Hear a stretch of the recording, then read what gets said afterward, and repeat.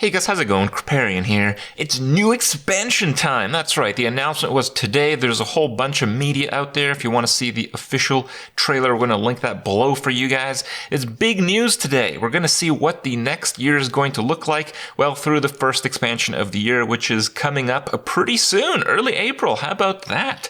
The time between the announcement for the expansion and the actual getting the expansion, relatively short compared to Hearthstone's history, so pretty happy about that. And it is going to be a theme around Dalaran, as we suspected. The expansion is titled Rise of Shadows. So there's two groups. It's kind of like Main Streets of Gadgetzan, where we had like three groups with the goons that were against each other, and each clan kind of had its own thing.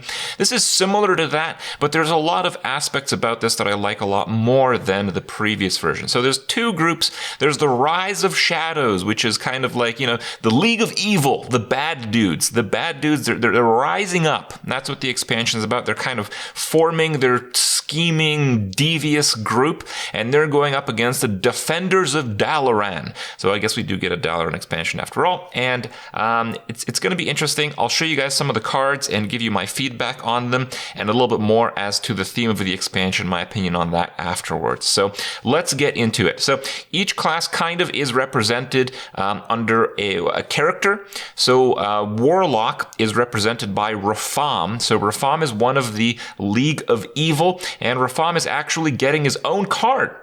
Archvillain Rafam is a Warlock card, 7 cost legendary, 7/8 taunt, and the battle cry replaces your hand and deck with a legendary minion. So no legendary spells, legendary minions. You get like insane value.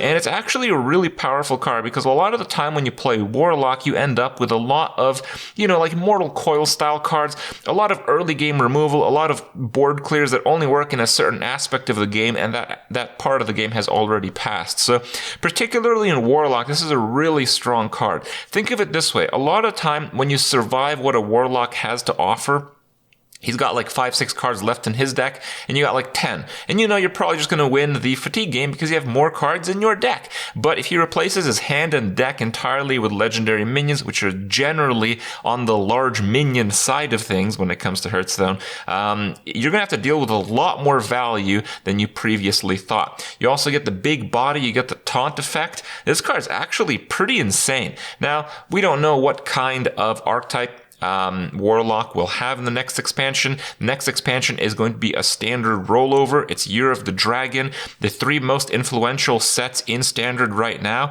are all leaving alongside with a healthy exit of some Hall of Fame cards with Gen and Baku. So it's going to be a completely different game.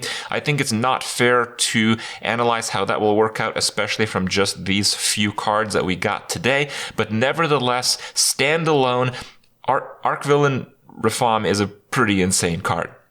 Next up, we have Priest, which is represented by Madame Lazul. She's the lady in the trailer. She's the troll sorceress kind of thing. And you'll be able to get her as a hero for Priest if you pre-order the big bundle. There are a bunch of new bundles, and if you get the biggest one, you get her as the Priest hero. And she's also featured in the Priest card that we saw today, Forbidden Words. So these are like the cards that we had in Whispers of the Old Gods that have a dynamic mana cost, and for Priest, spend all your mana, destroy a minion with that much attack or less. So finally, Priest can remove 4 attack minions. More so, it can probably remove a lot more than that. This card is very good. If you think about it in a way, comparing this to Shadow Word Pain, it's just pretty good. Like, Shadow Word Pain is 3 or less for 2 mana.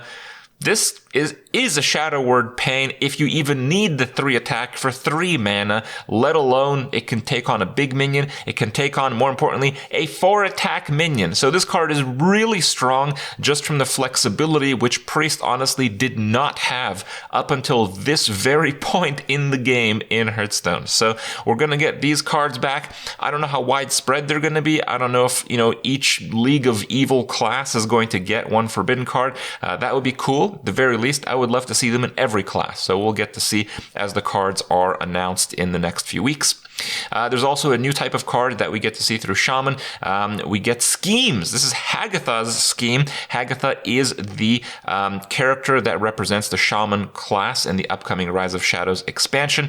Hagatha's scheme is a 5-cost deal 1 to all minions, which is obviously super terrible for 5 mana, but if you leave the card in your hand, it upgrades.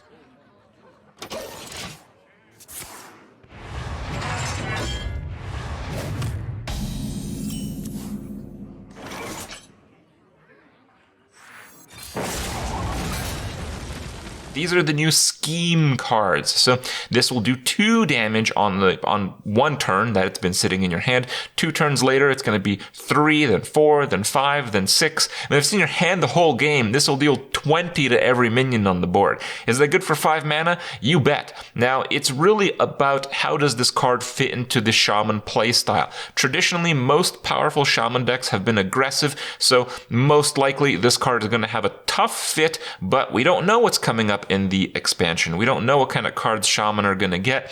We don't know what kind of meta we're going to play in. So this card standalone is very strong. It's just a bit of a misfit for the traditional archetype for the Shaman class. So we'll have to see, but I certainly think it's going to be an absolutely insane card in Arena. You lose the board, no problem. Instant clear everything, even better than Volcano without overload. So pretty nuts. The next member of the League of E.V.I.L is Togwaggle, and he is representing the Rogue class. And we can see a new Rogue card, the E.V.I.L Miscreant. So this is another new kind of stylistic mechanic here with the lackeys. So this is a 3-cost 1/5, and if you combo him, you get 2 random lackeys. What are lackeys? Lackeys are their own thing. These are not standalone cards, so you can only get lackeys by generating them through cards that actually exist, like this one. So what are the lackeys? They're all 1 mana, and they all have pretty powerful on-play effects. We have the Ethereal Lackey, which discovers a spell for you. We have the Faceless Lackey. They're all 1 mana ones, by the way, which summons a random 2-cost minion. That can be pretty powerful. We have the Goblin Lackey, which gives a minion +1 attack and rush. We have the Kobold Lackey, which just deals 2 damage. And we have the Witchy Lackey, which transforms into one that costs 1 more. To no good. Double time and double pay. Evil is time. The touch of the void. Some of these are really powerful given a particular board state. So, if you have an injured like 8 mana cost minion, transforming into a 9 is incredible tempo. Dealing 2 damage and having a 1/1 body is almost worth 3 mana. However, a 1/1 that discovers a spell is probably only worth marginally more than 1 mana. So the average mana cost of the lackeys is around 2 mana, maybe a little bit more, maybe like 2 and, some change, let's say. So the Rogue card, the 3 mana 1/5, it's a pretty strong body. It stays alive on the board. It's a good stat line for a 3-drop, I mean. And the lackeys, you get 2 of them that cost 1 mana each, but you're getting at least 2 value worth of tempo, whatever you want to call it, value out of each one. So you kind of get 2 mana plus back after playing it. It's just a bit of an investment. So, how relevant are these effects in the later game? Because to combo a 3-drop can be pretty difficult to do in the early game. These cards are insanely powerful in the early game, but it's really hard to combo that and play them immediately in the early game. So it's a bit of a tricky situation. We'll have to see just how powerful they are as we get to play them, which shouldn't be too long by this point, I guess. And the last class part of the League of E.V.I.L is Warrior, which is represented by some kind of like new Dr. Boom characters. It's the Dr. Boom that we know, kind of like the Dr. Boom from the Boomsday Project, but he's a little bit more evil, I suppose. Now, we don't get any Warrior cards, but you can use your imagination as to what they might be. The other side of things, the Defenders of Dalaran, they're getting some of their own mechanics as well. So the first one here is Druid. I don't know what kind of classes represent these Druids. They're not really identified here. So Druid gets the Forest Aid, and it has a new mechanic that is part of the Defenders of Dalaran, the Twin spell. So as a baseline, the Forest Aid is an 8-cost spawn 2/2 times 5. So you get 5 2/2s, and that's pretty good. They're treants. There's some synergy with that, I guess. Now, Token Druid is extremely powerful, so doing 5 2/2s for 8 mana is extremely powerful. It's just that's kind of a little bit late into the game. Most Token Druids try to close out the game at least around that turn. So around turn 8, you kind of want to win already, or you're probably just not going to win. So it's a really powerful card, but it has, again, a difficult time fitting into that existing archetype. So maybe it's going to be more of a control card for druids that can't actually survive that long, especially because the twin spell effect basically allows you to cast it twice. If you cast it once, you just get it back in your hand without the twin spell effect.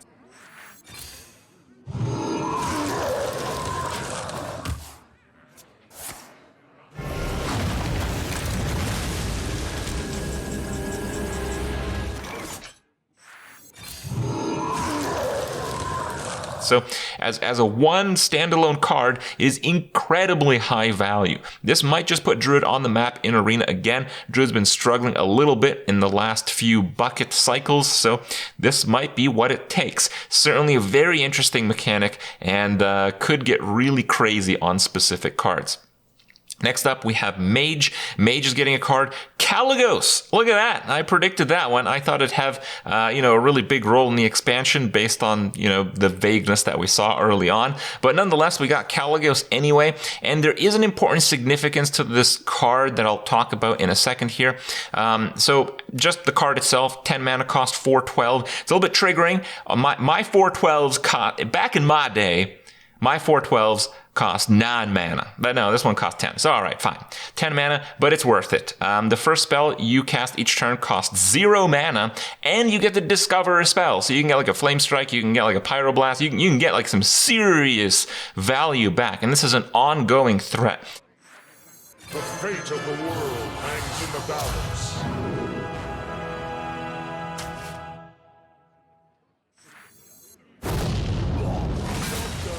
This card is absolutely crazy tier, like 5 stars out of 5 stars plus. All right, standalone. Now, it's possible that Mage will not have the tools required to make it into the late game. It's possible Mage might not have the tools required to play control at all. So, we don't really know, because the game will be so different when this expansion is released that we can't really predict how relevant to the meta these cards will be. But standalone, this card is absolutely bonkers. So, bonkers tier, boys. That's right. Very nice. Now, the other classes that I'm assuming are part of the Defenders of Dalaran, we have Paladin, kind of makes sense, and then Hunter. Never thought of Hunters as the good guys, but all right, sure. We also have some more cards, neutrals. We have Chef Nomi, and it's a 7-cost 6/6. And if your deck is empty, you fill the board with 6/6 guys. Do you smell something burning? Now, my experience is when my deck is empty, I'm kind of dead. It's an interesting card. I have no idea how I would construct a deck around this. Like, when I play an all-in aggro deck that tries to, cycle through its deck as fast as possible, well, okay, but then if I draw this early, it's kind of sitting dead in my hand. Do I want to play like a control deck where I, draw my deck as fast as possible and then play this as my win condition? Well, if I do that, I might just play a combo deck that actually wins when I run out of cards in my deck, rather than playing a minion that fills the board that'll probably win. I'd rather win than probably win. So it's, again, a very misfit card, but again, there might be more cards that interact with this mechanic. There might be much more of an incentive to do things with this or similar side requirements. So there might be more, not necessarily synergy with this card, cards that work alongside it that will promote an archetype to exist, I guess. So pretty interesting stuff in that regard. We also get a neutral 3 mana, 3/4. Cute little gnome there. So good stat line, 3 mana, 3/4s, just vanillas, have been played and constructed, still are played in some fringe decks these days. And this one makes it so your hero can't be targeted by spells until your next turn. Such a beautiful design!